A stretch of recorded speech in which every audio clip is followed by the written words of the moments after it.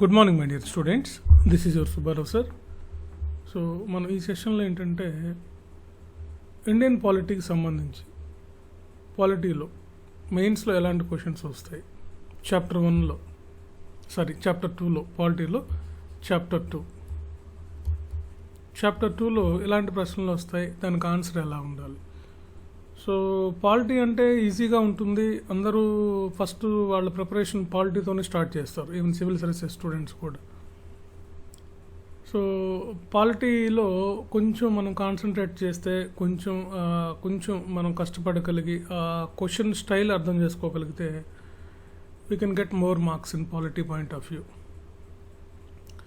So పాలిటీలో మనకి జనరల్గా ఏంటంటే కాస్త కరెంట్ ఓరియంటెడ్ క్వశ్చన్స్ ఉంటాయి.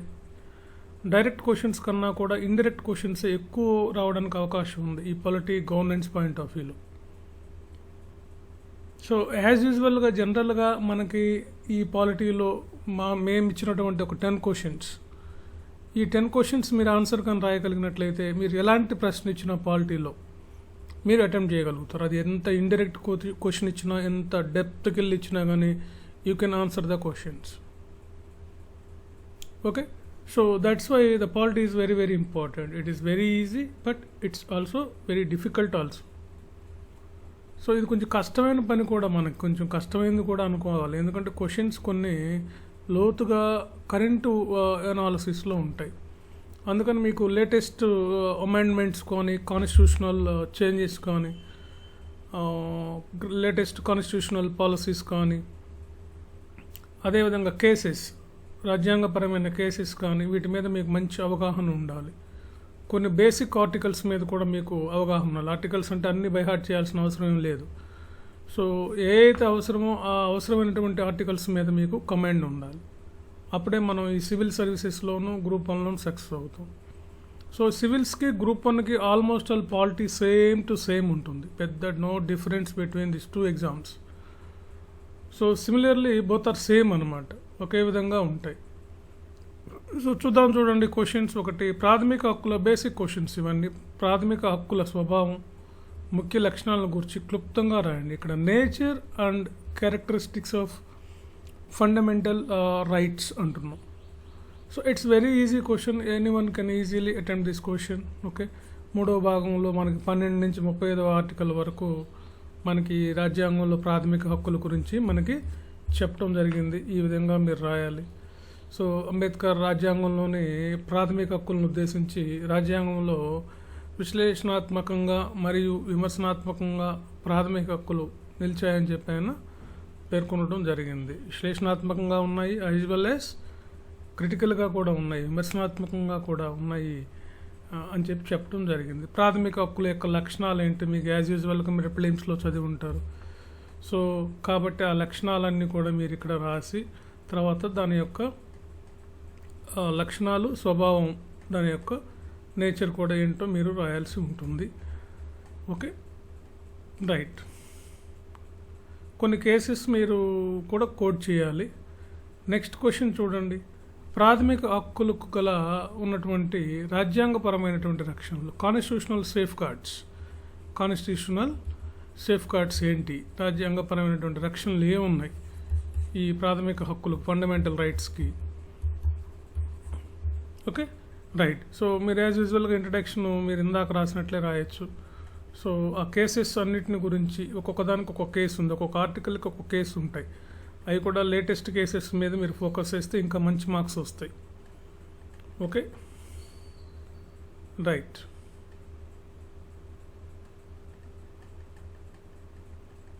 నెక్స్ట్ క్వశ్చన్ చూడండి. ప్రాథమిక హక్కులకు రాజ్యాంగపరమైనటువంటి పరిమితులు ఏమైనా ఉన్నాయా? So constitutional limitations on fundamental rights, criticize అంటున్నాం, దీన్ని విమర్శనాత్మకంగా రాయమంటున్నాం. సో దీనికి కూడా మనం కొన్ని ప్రాథమిక హక్కులకి రాజ్యాంగపరమైనటువంటి కొన్ని పరిమితులు ఉన్నాయి. ఆ పరిమితులు రాస్తూ వాటిని విమర్శనాత్మకంగా రాయండి, ఆ లిమిటేషన్స్ ఏంటని. Okay, right. సో యాజ్ యూజువల్గా ఇలాగా రాయాలి ఈ క్వశ్చన్ని. నెక్స్ట్ క్వశ్చన్ చూడండి. ప్రాథమిక విధుల యొక్క లక్షణాలను, లక్ష్యాలను, పరిమితులను గురించి వివరించండి.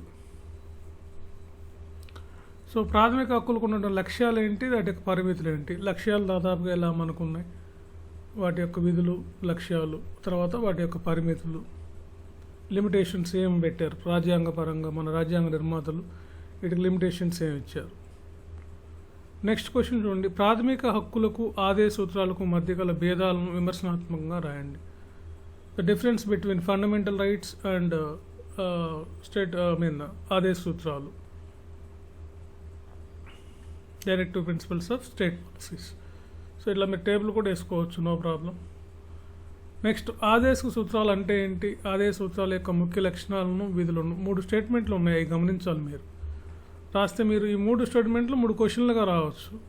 ఇలా ఆదేశ సూత్రాలు ఏంటి, వాటికి రాజ్యాంగపరమైన రక్షణ ఉందా, ఎందుకు ఆదేశ సూత్రాలకి అవసరం ఏంటి, వాటి యొక్క లక్షణాలు ఏంటి, వీటిని రాయాలి. తర్వాత గాంధీయవాదం, గాంధీవాదం అంటే ఏంటో దాని మీద ఒక చిన్న నోట్స్ రాయమంటున్నాం. సో గాంధీవాదం అంటే ఏంటంటే ఈ గాంధీ ఫిలాసఫీ ఏంటి, గాంధీవాదం. గాంధీవాదం గురించి మీరు చెప్పాలి, గాంధీవాదం అంటే. సో ఇలా ఆర్టికల్స్ ఉంటాయి దానికి సంబంధించి కొన్ని, వాటిని మీరు ఎక్స్ప్లెయిన్ చేస్తూ రాయాలి. సో ఈ విధంగా మీరు ఈ క్వశ్చన్స్కి ఆన్సర్ రాయాల్సి ఉంటుంది. ఇలా రాస్తే మీకు పాలిటీలో మంచి మార్క్స్ వస్తాయి. సో ఆన్సర్ ఈ విధంగా ఉండేటట్లు చూసుకోండి. పాలిటీ చూడటానికి ఈజీగానే ఉంటుంది కానీ ఇక అక్కడ కదలదు. అందుకనే మీరు దీన్ని కూడా ప్రాక్టీస్ చేయాలి, రైటింగ్ ప్రాక్టీస్ చేయండి, టెస్టులు రాయండి. టెస్టులు రాయటం వల్ల మీకు ఈ కరెక్షన్స్ అన్నీ తెలుస్తాయి, ఏమేమి రాయాలి, ఏమేమి రాయకూడదు, అవన్నీ కూడా మేము చేస్తాం. వీళ్ళందరూ ఏంటంటే ఈ టెస్టులు రాసి ఇవన్నీ మోడిఫికేషన్స్ చేసుకొని వీళ్ళు కరెక్షన్స్ చేసుకున్న తర్వాత వీళ్ళు ఇలా రాయగలుగుతున్నారు అనమాట. ఫస్ట్లో వీళ్ళకి చాలా టెస్టులు, చాలా పేపర్లో కరెక్షన్ చేయడం జరిగిందనమాట. ఇప్పుడు వీళ్ళు ఒక దారిలోకి వచ్చారు. సో మీరు కూడా ఇలాగే వచ్చి మంచి సర్వీస్ రావాలి అంటే ఖచ్చితంగా టెస్ట్ సిరీస్ రాయండి, కొన్ని టెస్టులు అయినా రాయండి. టెస్టులు రాయకపోతే ఏమవుతుందో అనుకున్నారు. టెస్టులు రాయకుండా ప్రిపేర్ అవ్వడం వేస్ట్ గ్రూప్ 1కి. ఎందుకంటే మీకు అనవసరంగా టైం వేస్ట్ తప్ప ఏమీ ఉండదు.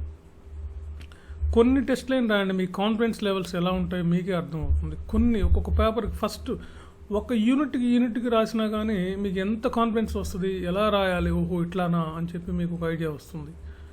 అప్పుడు మీరు మంచిగా ప్రజెంట్ చేయగలుగుతారు. అలా కాకుండా మీరు ఓన్గా ప్రిపేర్ అవుతున్నారు. కొంతమంది ఫోన్ చేస్తారు, సెల్ఫ్ ప్రిపరేషన్స్ టాప్ 50లో రావాలి, టాప్ 30లో రావాలి. సెల్ఫ్ ప్రిపరేషన్లో 50లో 30లో రావాలంటే అది అంత ఈజీ అయితే ఏం కాదు. అది మళ్ళీ ఏమో ఎలా రాయాలో తెలియలేదు సార్ అంటారు. అదే టాప్ 50లో రావాలి, టాప్ 40లో రావాలనే వాళ్ళు మళ్ళీ ఎట్లా రాయాలో తెలియదు సార్, ఎలా మా ఆన్సర్ రాసేది కరెక్టా కాదా సార్ అని మళ్ళీ ఫోన్ చేస్తుంటారు. సో ఇవన్నీ కాకుండా మీరు అందరూ చక్కగా రాయండి, టెస్టులు రాయండి, ఆన్సర్ రైటింగ్ ప్రాక్టీస్ చేయండి. ఖచ్చితంగా మీరు సక్సెస్ అవుతారు. Okay friends, thank you very much. Civil services కొత్త బ్యాచ్ మాకు రేపు మండే నుంచి స్టార్ట్ అవుతుంది. మీరు గ్రూప్ 1 మిత్రులారా, మీకు తెలిసినటువంటి వాళ్ళకి, సివిల్స్ ప్రిపేర్ అయ్యే వాళ్ళకి మీరు రిఫరెన్స్ ఇవ్వండి. సో సివిల్స్కి క్లాసెస్ ఉంటాయి, ఆఫ్లైన్ ఆన్లైన్ క్లాసెస్ ఉంటాయి. చాలా డీటెయిల్డ్గా చెప్తాం సివిల్ సర్వీసెస్కి, తక్కువ స్ట్రెంత్ తీసుకొని వాళ్ళకి చాలా చాలా కాన్సన్ట్రేటివ్గా, చాలా కేర్ తీసుకుంటాం వాళ్ళ మీద, సివిల్ సర్వీసెస్ ప్రిపేర్ అయ్యేటువంటి వాళ్ళ మీద. ఓకే, సివిల్స్ ఎగ్జామ్ తెలుగులో కూడా రాసుకోవచ్చు మిత్రులారా. Okay, thank you very much.